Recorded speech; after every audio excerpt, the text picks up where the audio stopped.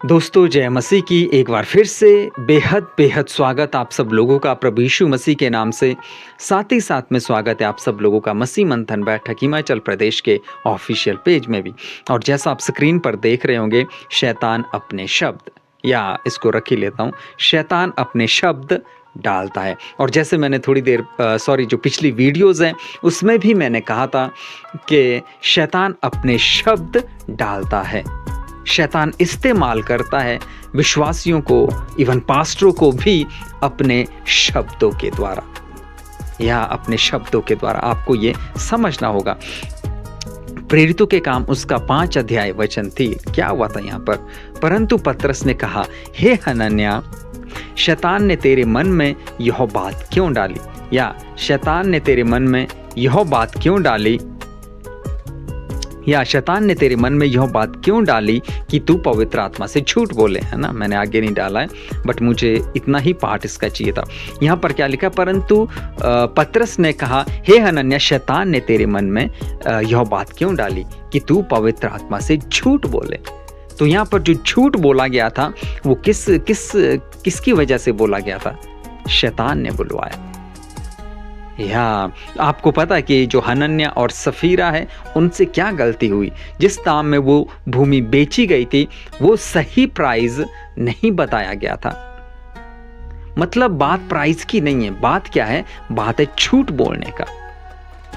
बात वहां पर झूठ, और झूठ किसने बुलवाया था? शैतान ने। किसने बुलवाया था? शैतान ने। तो आपको समझना होगा कि कौन आपके कानों में शब्द डाल रहा है, कौन आपके मन में, आपके कानों में शब्द डाल रहा है। और यहाँ पर लिखा है कि शैतान अपने शब्द डालता है। एक ऐसा झूठ वहाँ पर बोला गया, इस झूठ ने इन दोनों की जान ले ली, या इस झूठ की वजह से इनकी मृत्यु हो गई। अब आप जरा सोच कर देखिए कि कितना केयरफुल रहने की ज़रूरत है। आज बहुत सारे लोगों ने मजाक बना के रखा है। झूठ, ये सब चीज़ें ऐसे बोलते हैं जैसे कि कोई ये पाप है ही नहीं है। और झूठ जो है ये पाप है, ये बहुत बड़ा पाप है। तो इससे बचना होगा। और शैतान ने तेरे मन में यह बात क्यों डाली कि तू क्या करे, कि तू पवित्र आत्मा से झूठ बोले। तो यहाँ पर शैतान, जो आप जानते हैं झूठ का पिता है, आइए इसको रख भी लेता हूं मैं आपके बीच में। या यहाँ पर आप देख लीजिए, एक तरफ यीशु मसीह है, एक तरफ शैतान है। इन दोनों में बड़ा अंतर, क्या अंतर है? एक सत्यों का पिता है और दूसरा झूठ का पिता है। सत्यों का पिता कौन है?